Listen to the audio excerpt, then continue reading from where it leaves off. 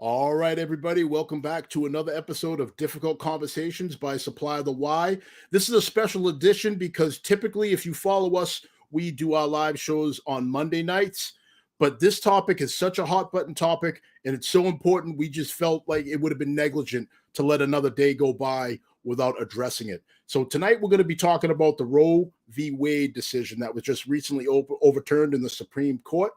We have three amazing guests on tonight that are going to share their unique perspectives about the decision and some of the ripple effects that it's going to have on them personally and in society.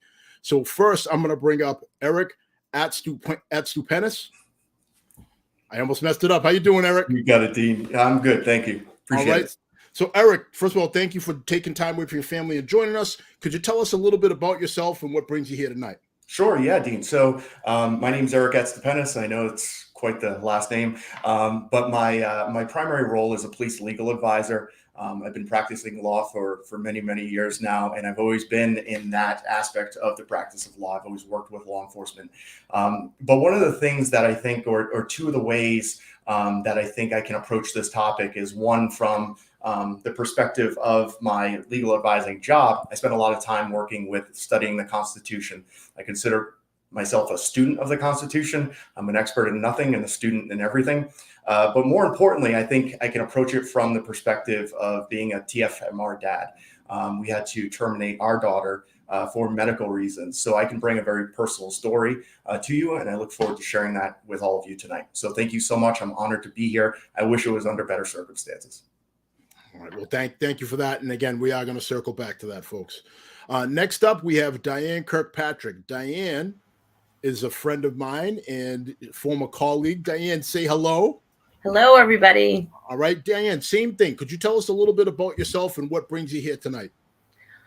Well, Dean, when you first approached me about this, I was like, oh boy, this is very close to home for me. What I bring to the conversation this evening is my own personal experience when I was a young woman and having the option of a choice. So I can share a little bit about that further on tonight. And I've worked in law enforcement for about 23 years. So that's the other part. See, if you didn't say anything, nobody would have known. They would have said like maybe 2-3 years, maybe 5. But, you had to go and let the cat out of the bag. I know. All right. Well, Diane, thanks for joining us. And we look forward to hearing a little bit more about your perspective. All right. Last but certainly not least, a veteran to the show and one of our favorites, Jonni Reddick. Hello, greetings. Hey, Jonni, how are you? I'm good. I just wanted to say I am so looking forward to hearing from both of our other guests. I am Jonni Reddick. I am retired from law enforcement after 29 years. I retired at an executive level. I now am a professor at a couple of institutions here in the state of California. I also do coaching and consulting around leadership. And so this conversation is important to me as it is to so many. I am a woman. I am a woman of color. I have my own personal story and history around this very topic, but also I want to approach some of our conversation from a leadership perspective on how we need to kind of move in the space that we're in and help people navigate it with some communication. So I'm just grateful to be a part of the conversation. All right. Well, we're happy to have you. So the first thing I'm going to do is I'm going to ask the overhead question of when you first heard about the decision, what did that, what reaction did you have? How did that make you feel? And how do you feel that affects your life directly? So I'm going to start with Eric for a number of reasons. First of all, a lot of people might be wondering, like, why is there a man on this panel? All right. Because this is very much an issue that most people believe belongs strictly to women, but it's important that you understand that here are difficult conversations. We try to examine all sides of a situation, and Eric's going to tell you exactly why we're doing that. So go ahead, Eric, if you could.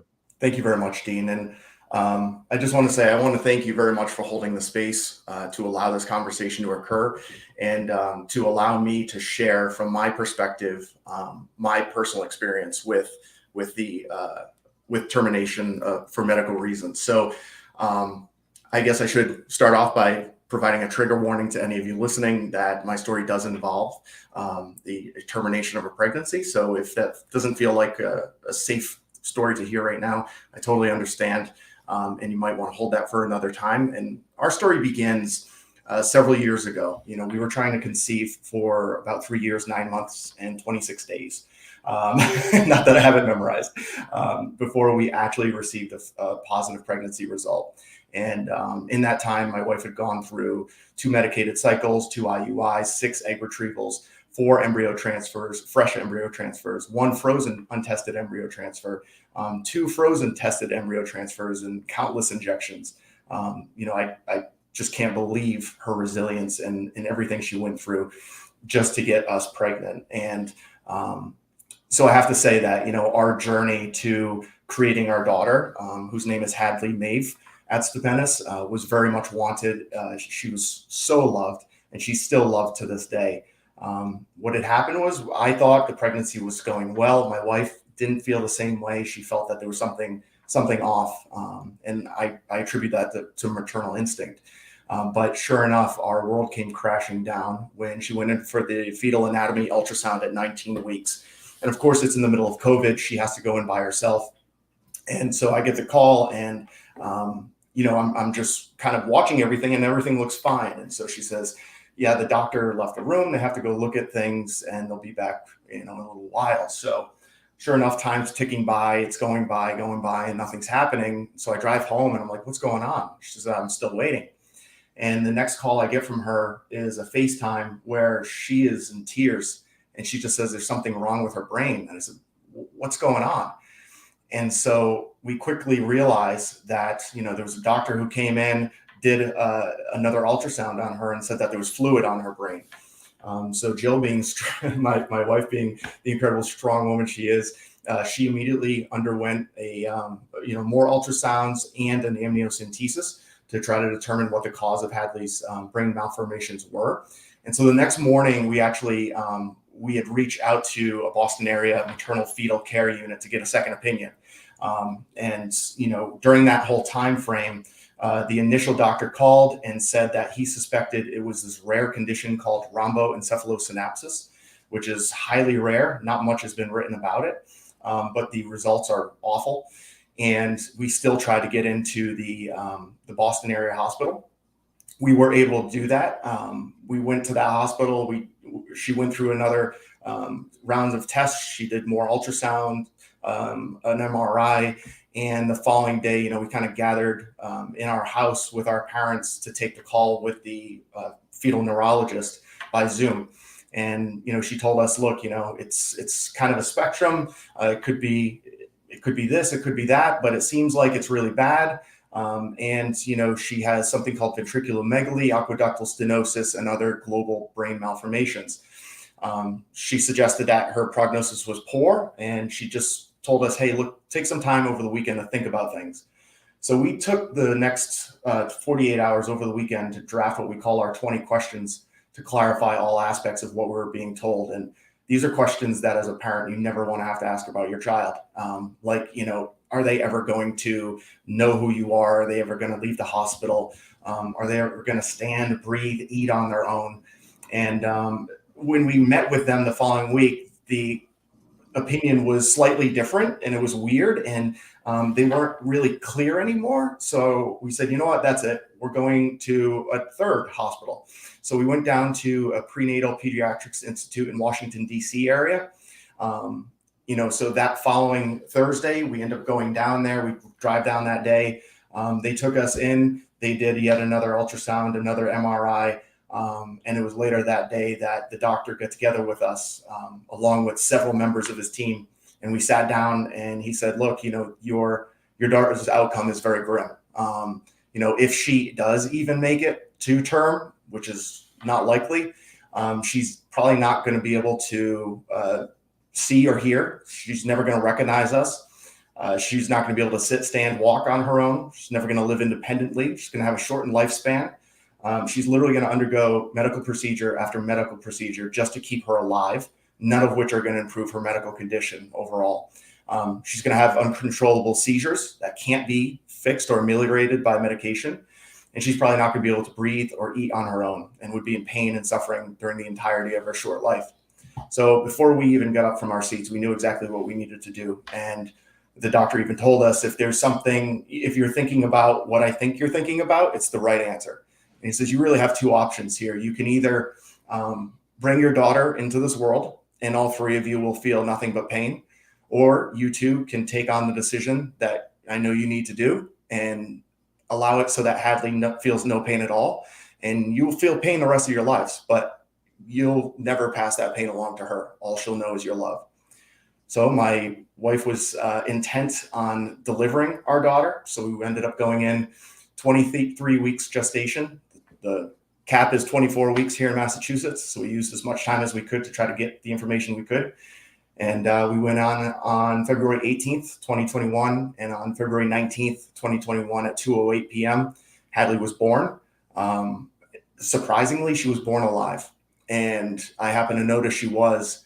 And in the short moments that we had with her, you know, it was just pure love to be able to be with her. You know, one of the things that as a dad, I kind of like thought about when I realized that she wasn't going to be able to be with us very long was the fact that, like, you know, I always imagine my little girl like squeezing my pinky finger, you know, as like a little baby. And sure enough, she did that for me when she was alive in that short period of time.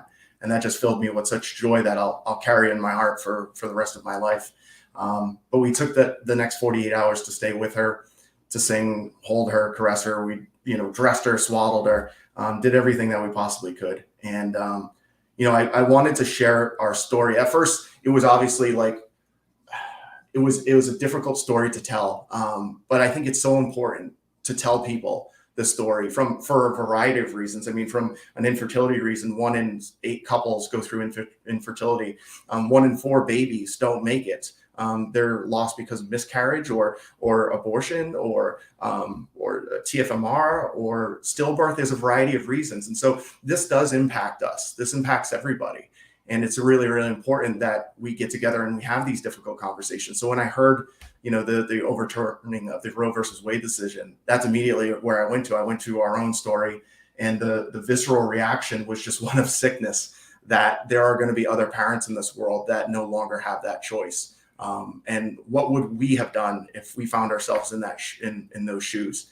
So I know I've taken a fair amount of time, and I apologize, but I just wanted to share with you kind of our perspective and my perspective as a TFMR dad. So thank you very much. Well, Eric, I'm sorry that you had to endure that. Thank you so much for sharing that. It takes a tremendous amount of courage to even be in a public forum and have this kind of a conversation, let alone expose that much of yourself. So on behalf of everybody who sees this, thank you. Thank you. Appreciate it. So Jonni, I saw you nod your head while Eric was talking. So can you kind of just piggyback? Same question, just tell us a little bit about how it impacted you when you heard the decision. I'm still feeling Eric's story. Thank you. I mean, you don't know how much you're probably helping somebody by being so vulnerable and sharing that entire journey. And I know that was a shortened version of it. But thank you for that, because I'm still just really absorbing that. For me, Dean, it's shocking, like it is for everybody, for something that has been out there for over 50 years to help protect women and their choices and their rights. And it's not that, I guess in my mind, I'm thinking women aren't out there just taking the lives of children that they get pregnant with. I'm sure other guests is going to have a story, but for me personally, many people don't know me other than often who I was as a leader in law enforcement, but they sometimes forget that we're women and we have our own experiences. I was around 14 years old, and due to my circumstances that I was in, I had to have an abortion. And it's one of those things that I had a parent who was responsible with me and accountable. But I can't imagine if those resources and access aren't available, what are young people going to be doing? What are their choices going to be? For me, As a woman of color, I grew up on welfare. We were constantly challenged financially with what my mom was going to be able to provide on the table as a single mother raising me. And so when this circumstance happened, I'm a child. You know, you don't know what you don't know. And the individual that it was older than me and took advantage of me as a child. And so I reflected on that when this decision came up, because I now have a 25-year-old daughter, and she too is asking questions.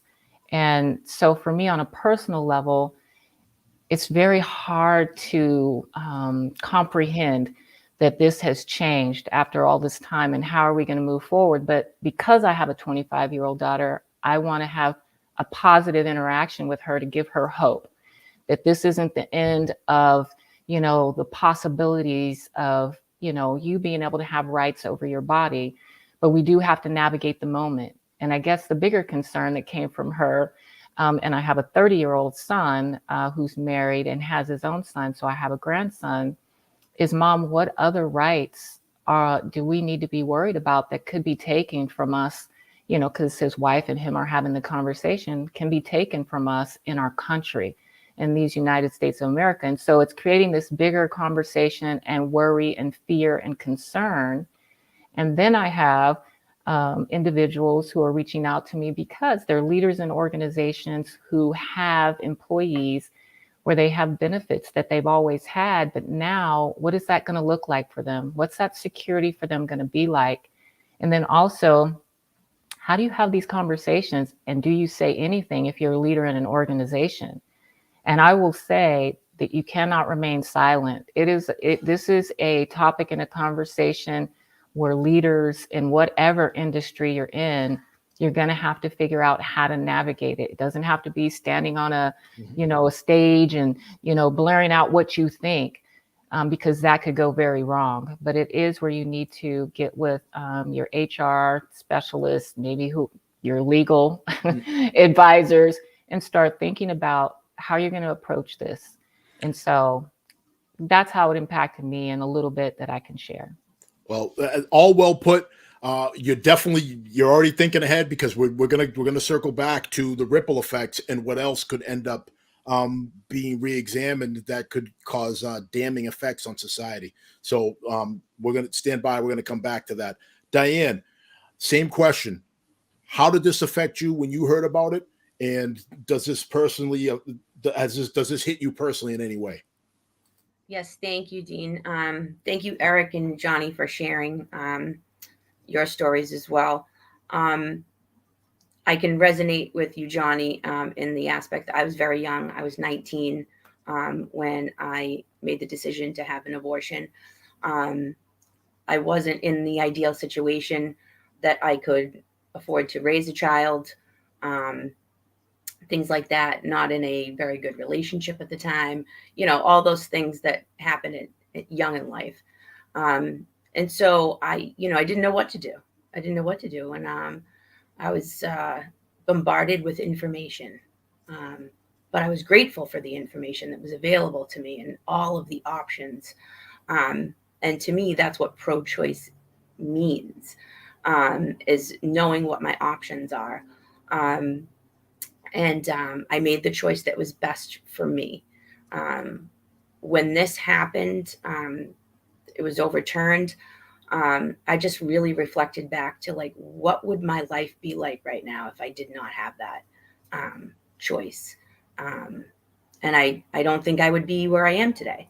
I don't think that I would be, a contributing member of society in the sense that I am a career woman and a leader in at my job and things like that. I think I would have, I think it would have set me back. I think it would have set me back and put me in a position that, I might, not be able to afford to take care of a child, become reliant on assistance and things like that. And in a cycle that I didn't want to repeat. And I also reflected on having a 23-year-old daughter who lives in a trigger state currently. And she's, she's been TikToking about this very topic. And I know it's, scary for her. So those are my things that have popped up, my own personal experience, and then also how this impacts my daughter.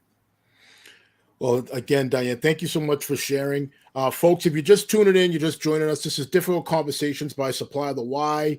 And tonight we are unpacking the Roe v. Wade decision that was recently overturned.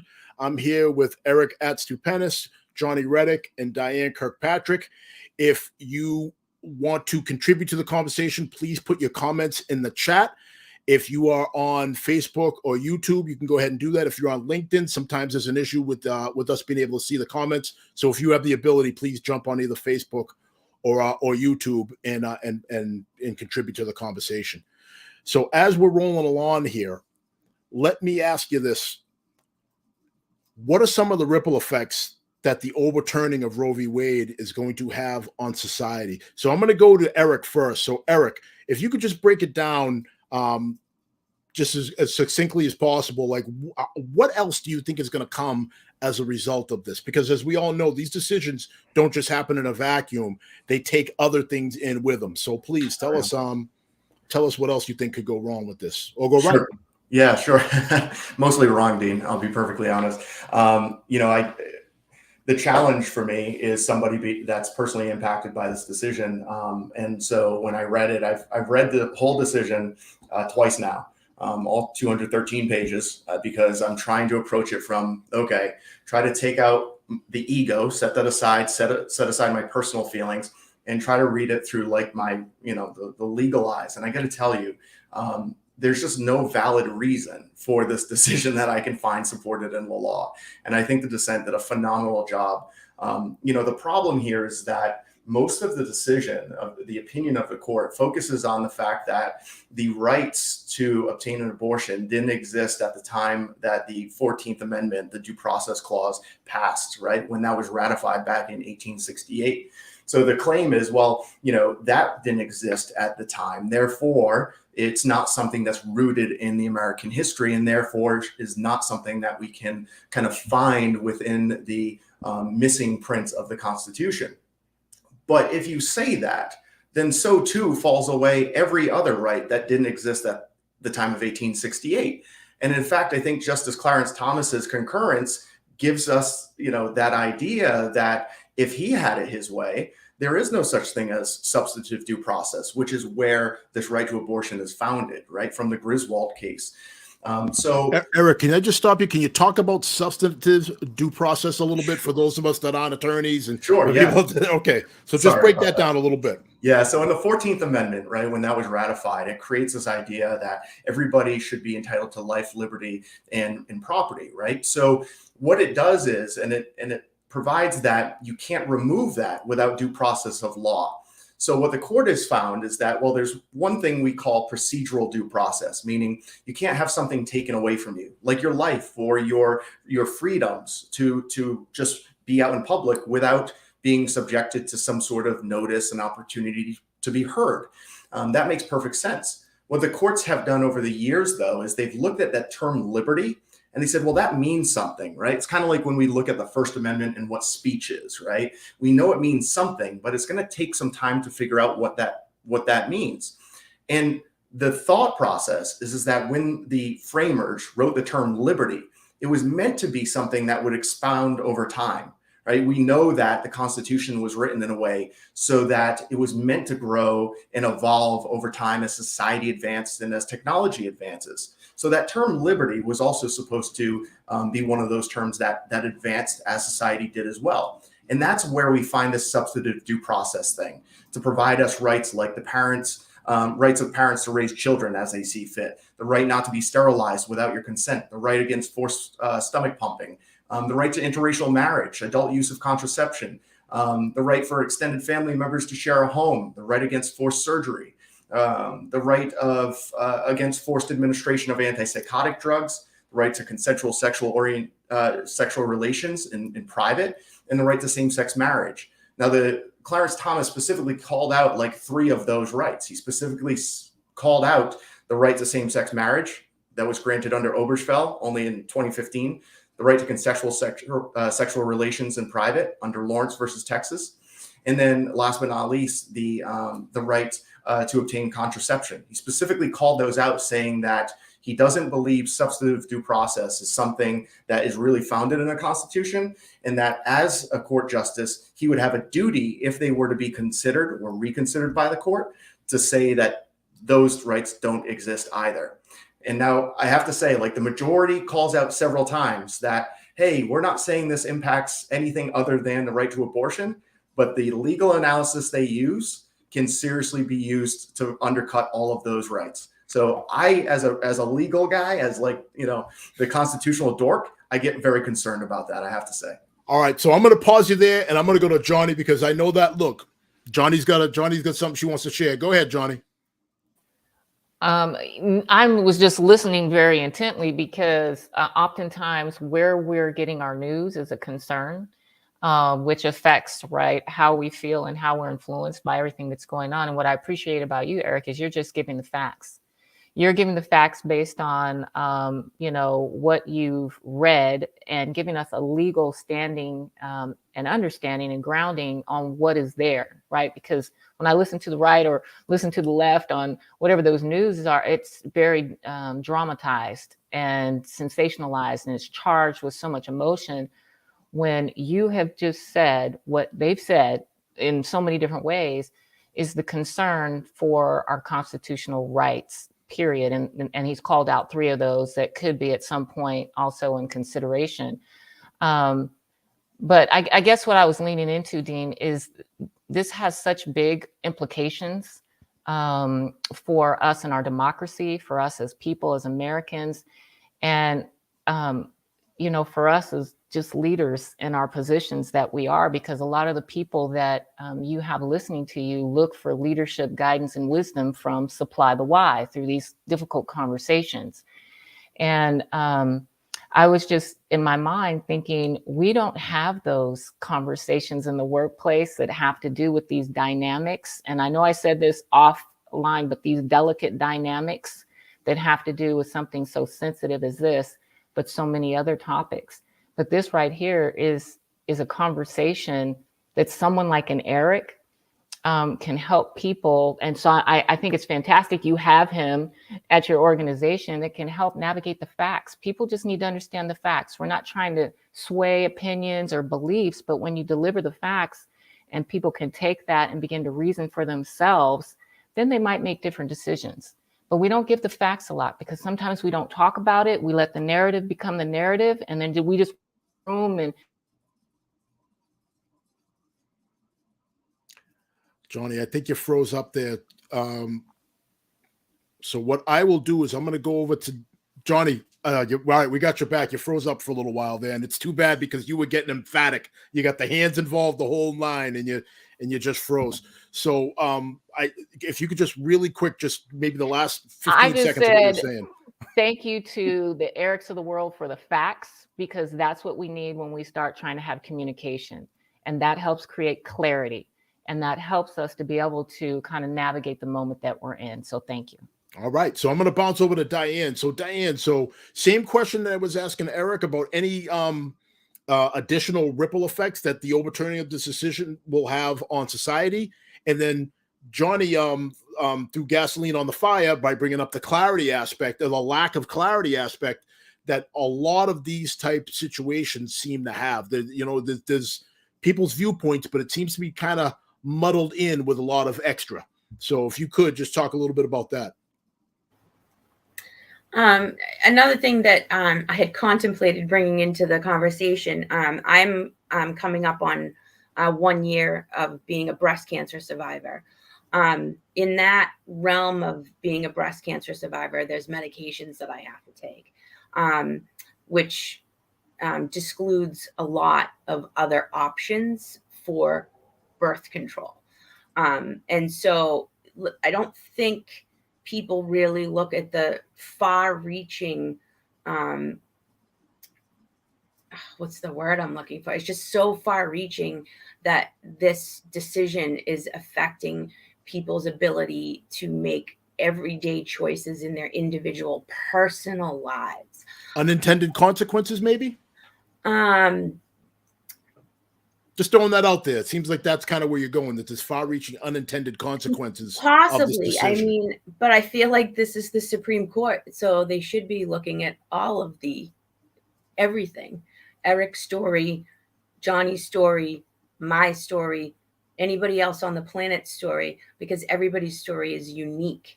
And their reasons for being pro-choice vary based on their circumstances, and what they may encounter or what they've previously encountered.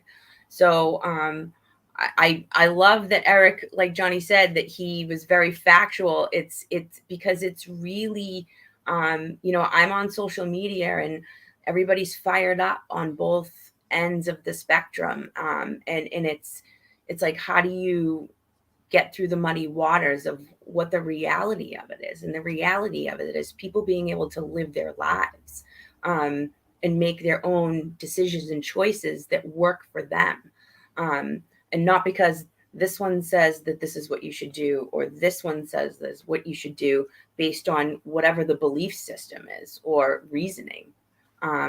So yeah, I mean, thank you, Eric. It's very clear cut, factual, also very concerned about Clarence Thomas's wording.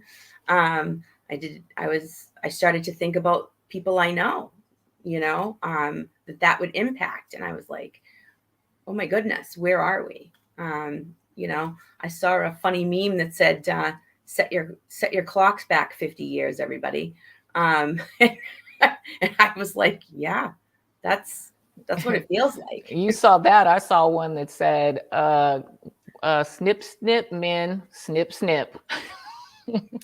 Basically calling for some, you know, accountability and equality on the other side. But just to kind of put a thought to what you were saying there, Diane, it's like these unintended or these implications that really haven't been thought out we don't even know. We don't even know what they're going to be. These are just the ones that we're thinking about now. We don't even know what the outcomes of all of this change is going to create, and we won't probably for years. So to that point, Jonni, thank you for that. I want to ask Eric a question, and then I'll go back around the horn. Is it possible to make a decision like this and truly examine all the different possibilities that could come from the ripple effects of a decision like this? I'd like to think that the court would make such decisions when they're making such far-reaching conclusions. But I'm afraid that this decision is more of the result of judicial activism than it is a consideration of what the fallout is, and taking all of those issues into consideration. We've seen a marked change in the court's decisions lately, the court's analysis, the tenor and tone of the decisions. And, you know, it's kind of made clear that this is just judicial activism that started. And some of us believe that this issue really started back up in 2018 when the Mississippi law was first passed, and they slowly decided when they were going to challenge it. I don't know. I don't know how, as a court in this day and age with this particular decision, you can actually consider the entire fallout from a very real possibility. And I don't even want to say possibility. The very real consequences of this decision are that women are going to die. They're going to still need to obtain health care, which is abortions. And in doing so, they're going to try to seek them out in any way that they can. And unfortunately, people are going to get seriously hurt.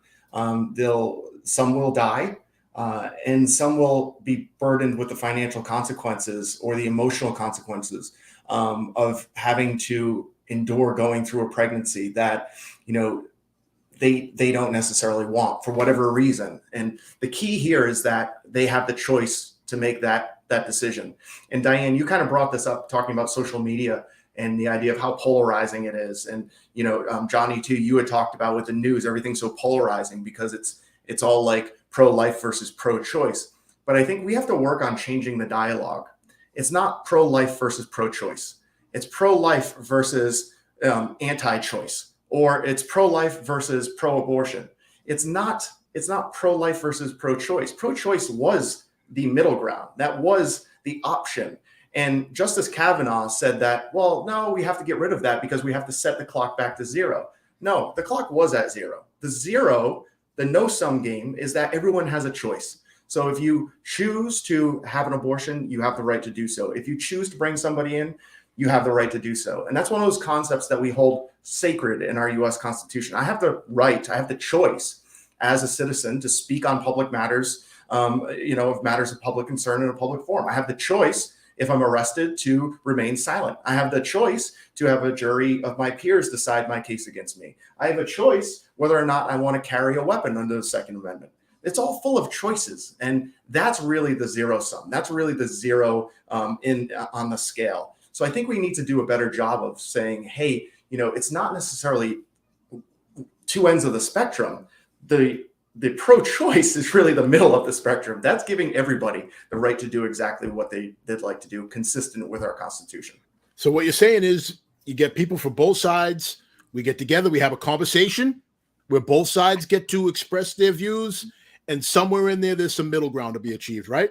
It may be a difficult conversation. Maybe even a difficult conversation. So, Eric, while you have the talking stick, there's a question in the chat for you. It says, Eric, how will you break this down from state to state? Is it ultimately left up to each individual state? Under the current state of the law, each state has its own ability to determine whether or not abortion will be legal, under what grounds it will be legal. Some states have the right, and they have the absolute right, to go ahead and ban abortions, and claiming that viability starts at the point of fertilization. Now, I can tell you, as somebody who has gone through as many IVF cycles, fertilization of an embryo does not mean that they're viable. So fertilization is literally as soon as the sperm and egg meet and the egg becomes fertilized, a state could claim that that's the point of viability, or that's the point of conception, and therefore an abortion could not occur. Many states are taking the position that, well, the ones that are enacting laws now, they're looking at maybe 6 weeks or 15 weeks or whatever the case is. But again, from my perspective, and I can't speak to any other woman's perspective, but I can speak about mine, we could not have determined Hadley's fetal abnormality prior to 19 weeks. So 15 weeks wouldn't help for us, but it's ultimately left up to all of the states. And then the question also becomes, if you then go to travel to another state to obtain an abortion or to obtain medication for an abortion, what type of interstate conflicts are going to occur? So there's a lot of potential fallout here, a lot of unknowns, a lot of questions that are going to have to be resolved, a lot of challenges that are going to have to be brought up to the court. All right, Eric, well said. Mike, we hope that answered the question. It certainly did for me. Jonni, can you talk a little bit about what Eric just alluded to, some of the interstate conflicts that are going to happen? Even so much as if you go from one state where it's banned to another state where it isn't, some of the financial burden issues that might come as a result of this.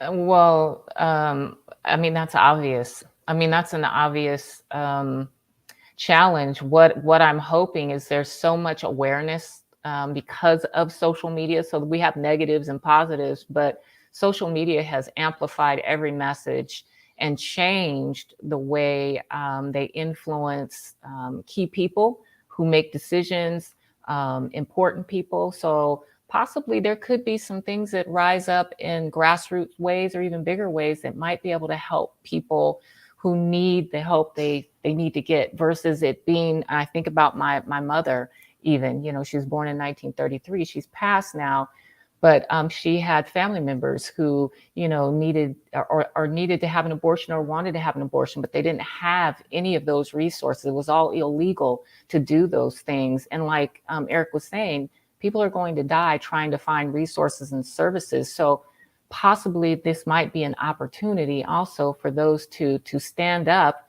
and be able to create something that provides assistance and resource to women who are seeking that kind of assistance. And so I mean, I think about my span of influence and my span of control, Dean, and I cannot control the fact that the Supreme Court has made this decision and that at some point maybe it could change. Am I in a state where we will be able to have and continue to have legalized abortions? I do. I live in the state of California. But I think about my family members or friends who don't. And so I just think, what can we do within our control and within our span? How can we make a difference, not just in our organizations, but in our communities? We sit back and have these conversations, but how many of us go out and have an advocacy, actually are part of nonprofits, do community work, want to get involved? You know, how many of us vote like we should be voting and paying attention in our local community to our vote, because that matters on who's going to be guiding the governance of our cities and our counties and creating all of those access and opportunities. So, yeah, I'm done. Hey, you had that was glued to the screen. You could have kept going on that one, Diane. So much to comment on there. What about what either Eric said or Jonni said resonates with you?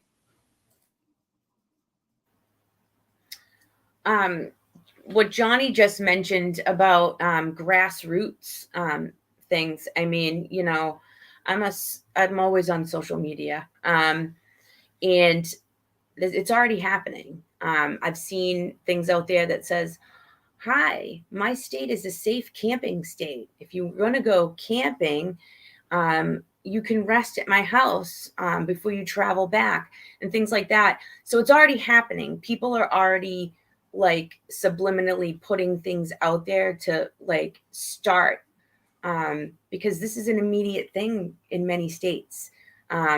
I don't know much about it. Eric might be able to speak a little bit more on it, but you know, those trigger states where they had already contemplated Roe v. Wade being overturned, and it's scary. But people are already probably in these situations. They're probably already in these situations where they're like, where am I going to go? What are my options? You know, this place, they might be shutting down clinics in some of these states. I don't know. I can't say for sure, but you know what I mean? That's scary to me.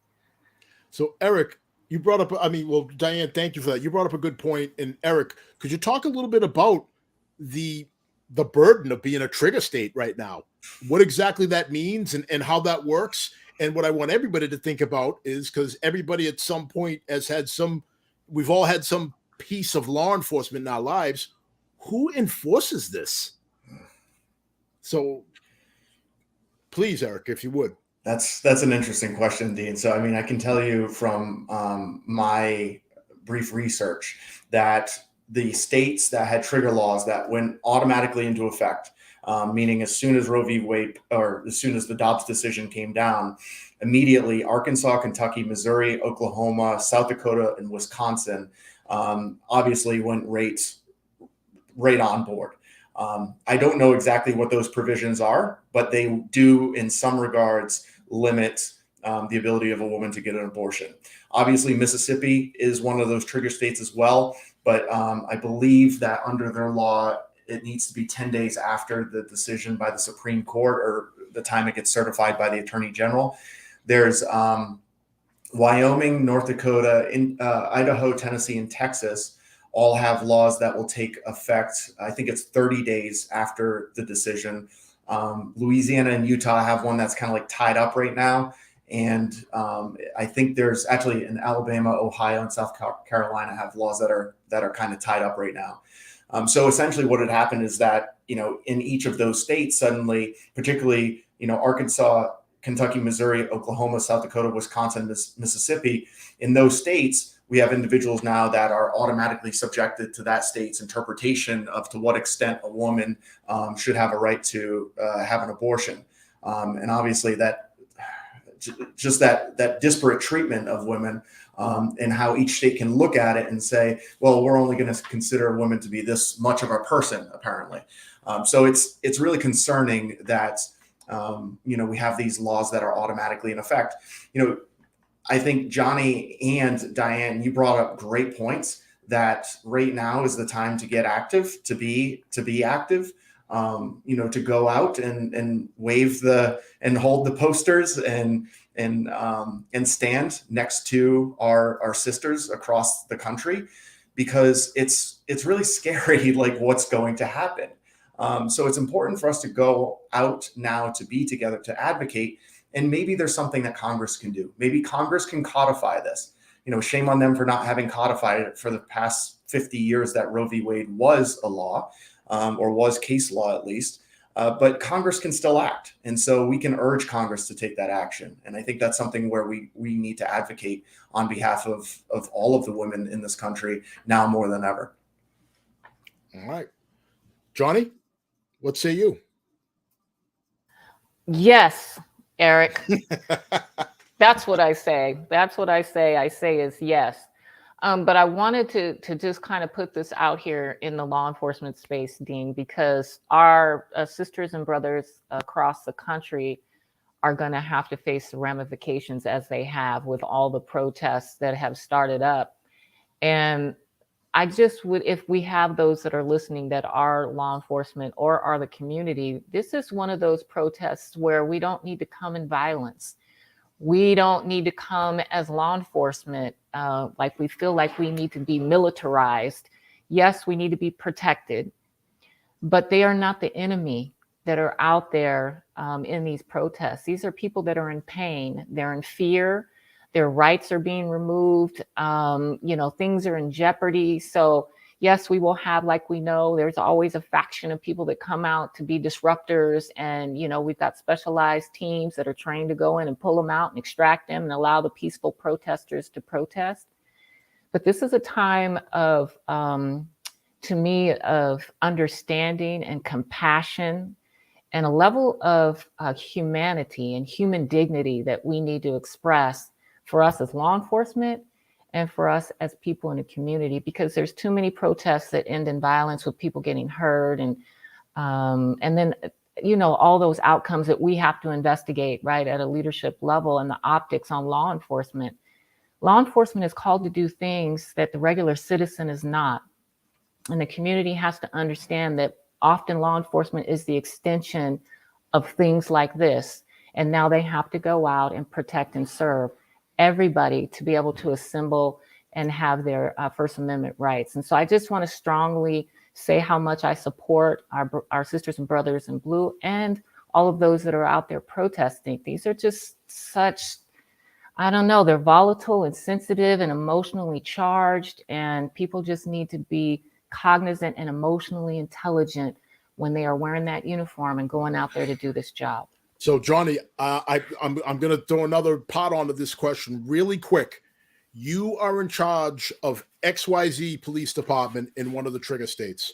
You get a call that one of these clinics is still operating when clearly they're not supposed to be.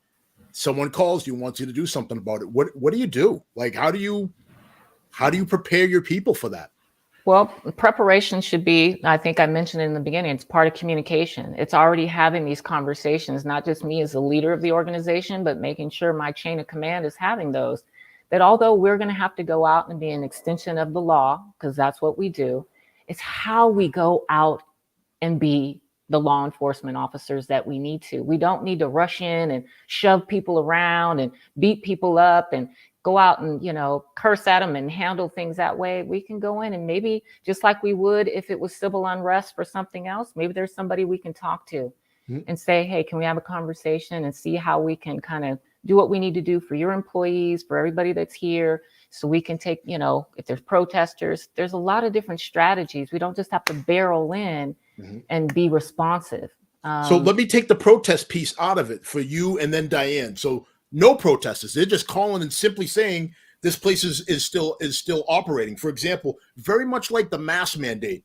When I was a street sergeant, we'd get calls for somebody going to a store with no mask.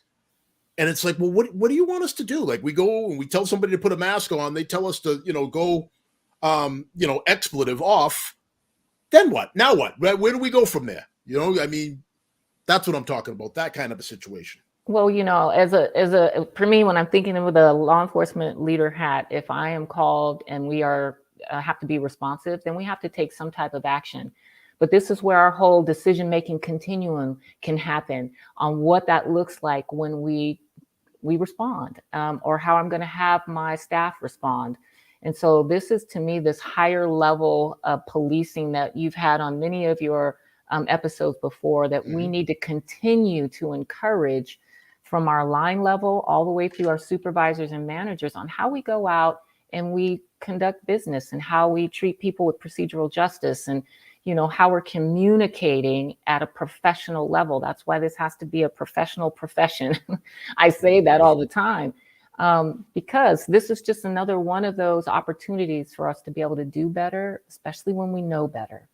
All right, Diane, really quick, can you add on to that? All right, so you, as a possible somebody who's moving up the ladder maybe one day, how would you handle that? You get called to this. There's no violence. There's no protest. They're just saying this place is still operating. What do you do? From as a human with empathy and compassion, and have a conversation.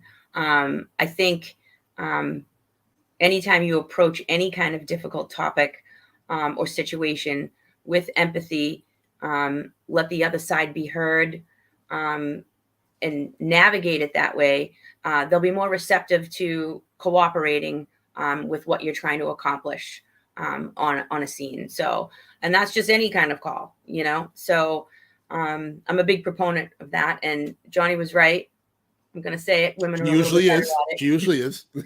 Women are a little bit better at that than men. It's just the way it goes. So yeah, I mean, empathy and compassion, because just by this panel, all of us are potentially affected by this decision, whether it be our children, whether it be our own personal experiences. And so we bring that to the table if we have to encounter this type of a situation. All right. Well said. You're not going to believe it. We're down to about 8.5 minutes left. Usually I like to give a 15-minute warning, but we're down. It's about 52 minutes in. So this has been an amazing conversation. So what I'm going to do now, let's switch tracks from the morbidity of this conversation, and let's talk about positive. What do you have going on right now, Diane? Like, how can people follow you? How can people get in touch with you? What projects do you have going on? Anything like that? You're laughing. Go ahead. I'm working many things right now, personal things like trying to get into grad school. But if they want to email me at my personal email address, they can do that. It's diannek@roslindale.us. It's DIANNEK@roslindale.us. If they have any questions or anything like that, feel free to reach out. I'd be more than happy to connect. They can connect with you on LinkedIn, yes? Oh, LinkedIn, yes. Diane Kirkpatrick at LinkedIn, yes. All right. Well, Diane, we'll circle back for a final word, but that's what Diane has going on for special projects. Eric, I know you got about a month's worth of stuff going on. So what's cooking in your world? How can people follow you? How can people learn more about what you do? And if they want to connect with you on this, would it be okay to do so? Sure. Yeah. So in my professional world, obviously we're very busy, particularly here in Massachusetts right now with us becoming a new post state. I know it's brand new for us, but we're getting there. So there's a lot of questions, a lot of uncertainty, a lot of angst and growing pains in that process. Apart from my professional life and my personal life, I work very closely with Empty Arms Bereavement Support, which is a fantastic bereavement support group for any parent who has lost a child. So I work closely with the groups there. I assist in facilitating some of the group discussions. And, I'd say you're more than welcome to reach out to me on Facebook or LinkedIn. It's just my name. As long as you can spell it, you should be able to find me, no problem at all. And I am absolutely more than happy to have a conversation, to chat, to email, text with any of you regarding your feelings, regarding the emotions that you feel about this decision. I'm happy to hold that space for you and to just sit in it with you and mutually grieve the lasting effects of this decision with you. So please feel free to reach out to me as an ally. I'm proud to assist in any way that I possibly can. So thank you. All right, Eric. Miss Jonni. Yes, Eric, thank you for using the word ally. I think we don't emphasize that enough, that men are our allies. And I say that because I do a lot of speaking engagements for women to help lift them up, motivate, inspire, encourage growth in our leadership. But without our allies, we are not as successful. So thank you for that. For me, you can reach me on LinkedIn, Jonni Reddick. It's just that simple.